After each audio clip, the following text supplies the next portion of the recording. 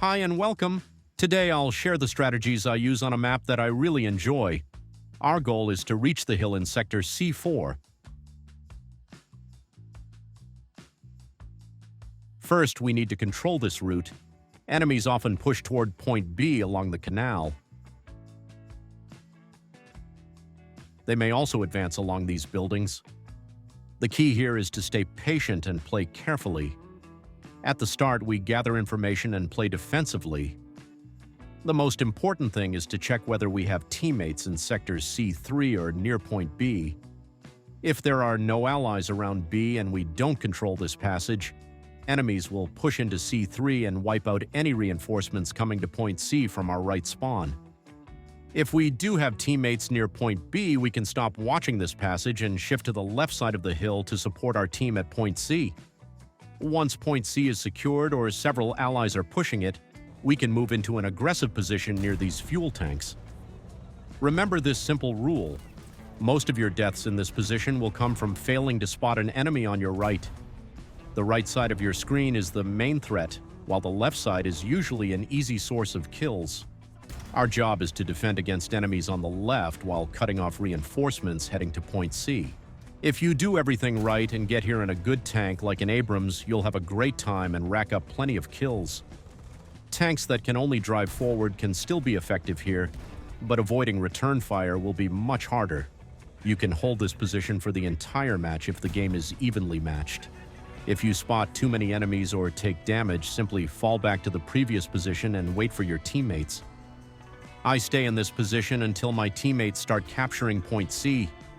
Once we secure the point and enemies stop appearing on the screen, we can go on the offensive. Our goal is to reach the hill in Sector D5 safely.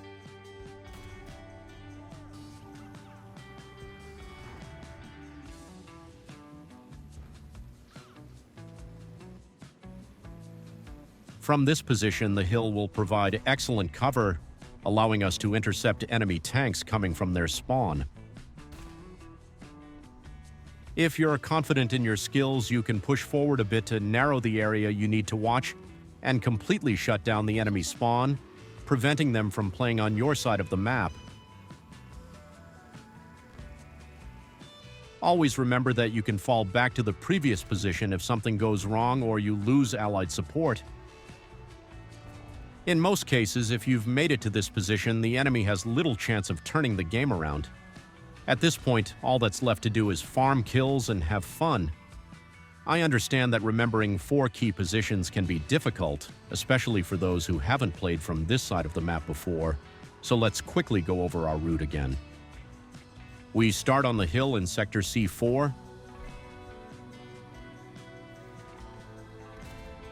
move to the fuel tanks in Sector D4, then advance to the hill in Sector D5. And our final position is in Sector D6.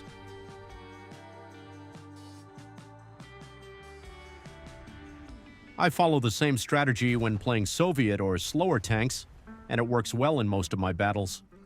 I hope you'll find it just as effective and enjoyable. By the way, guys, I'd like to get your feedback on the minimap highlight you just saw. Do you find it useful or is it pointless? I'm still searching for the perfect formula for my videos and testing different approaches, so let me know your thoughts in the comments. Guys, I'll be honest with you, this next position is tough to pull off. It's best suited for experienced players or those who are willing to improve their skills through trial and error. First, we have 2 routes, an aggressive one which you see on the screen, ideal for fast tanks, and a safer one which you should take if you're using a slower vehicle. As we drive down this street and pass under the bridge, we focus only on this specific area. Nothing else matters, not the minimap, not artillery strikes, just this small section.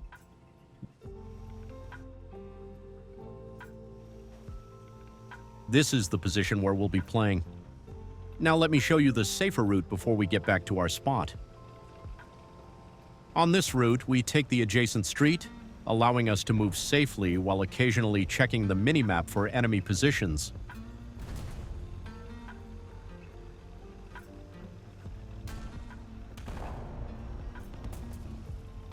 Our goal is to get to this spot and come to a complete stop.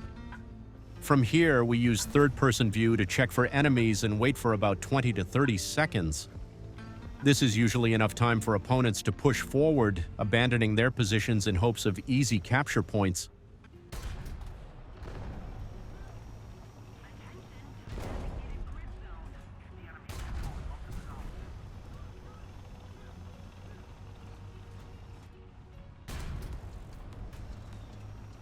If you accept the fact that you're heading to your death, at least because you'll often be here all alone, you'll start to enjoy it, and your skills will improve.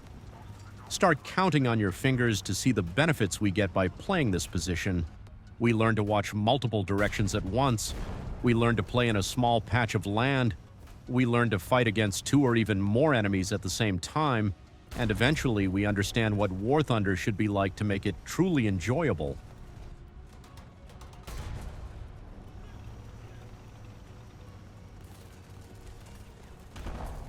This position reminds me of Dark Souls, but in tank form. You look left, you get killed from the right. You look right, you get killed from the left. You look both ways, and you get killed by some missile from space. The surprising thing is, I've never been frustrated on this position by not getting covered by teammates or anything like that, because it's absolutely a fantastic position where the outcome of the battle depends entirely on your own skills. Trust me and give this position a shot, maybe even 2, maybe even 10, but sooner or later you'll really start enjoying it.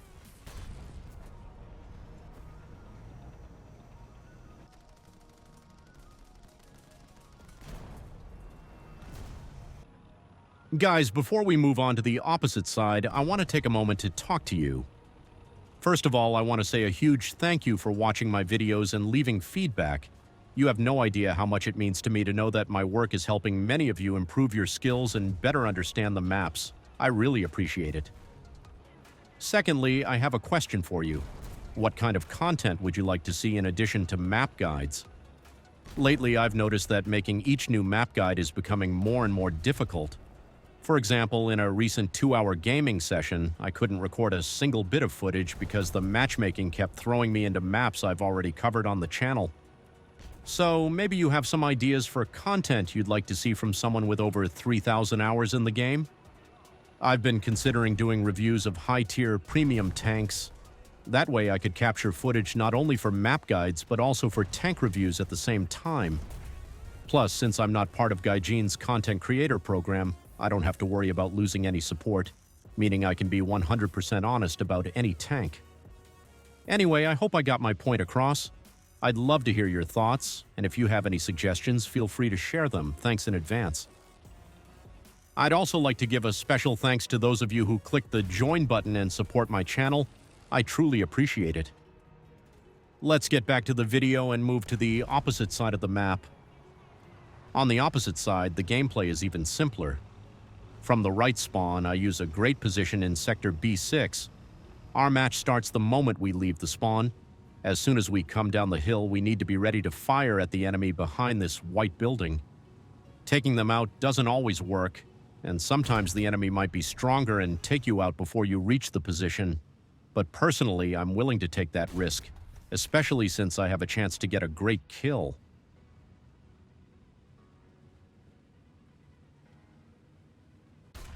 After this short skirmish, we can safely move to our position without any more random threats.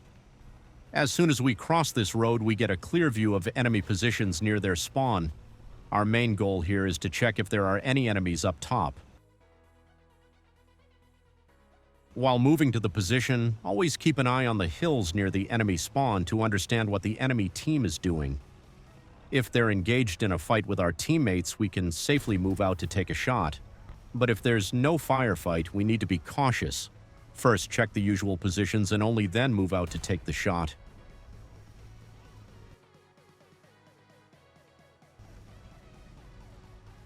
Our main objective is to clear Sector A4. Even if you spot enemies on the left side of your screen, it's not safe to engage them until the enemies in A4 are dealt with. In this position, patience is key. Take your time to assess the situation. If your opponent knows where you are and is watching your direction, try to bait their shot and catch them during their reload.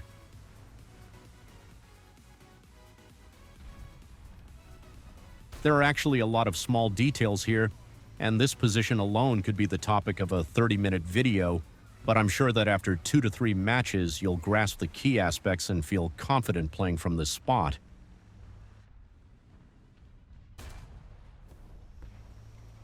You also need to remember that if there are too many enemies in Sector A4 controlling your position, or if there's no one there at all, you can make better use of your time.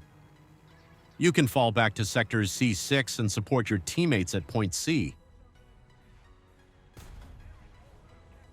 We stay in this position until we either win the fight for Point C or stop seeing enemies on our screen.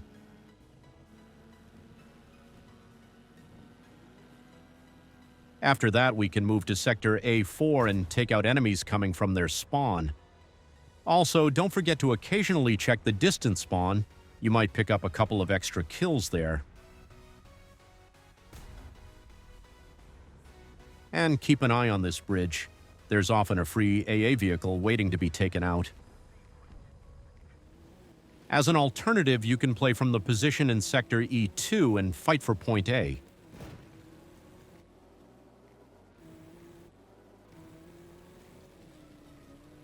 From this position, we control several key roads the enemy uses. First, we keep an eye on the archway, through which players who mindlessly rush to capture the point will pass. We also control these 2 roads used by the enemy team.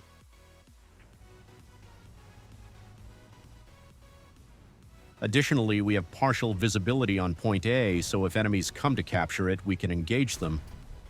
The last thing you need to remember is that enemies often like to play on these hills, and you can exchange fire with them by driving up to the hill. Guys, I'll be honest, this isn't the strongest position and it can be incredibly boring to hold. I only have 2 clips from this position. In one, I managed to get 5 kills, and in the other, just 2, even though I survived until the end of the match. Maybe the situation is different at lower battle ratings, but at higher tiers, this position is extremely random and depends on whether your opponents decide to push for Point A or not. That's all for today. Thanks for watching. See you soon and take care.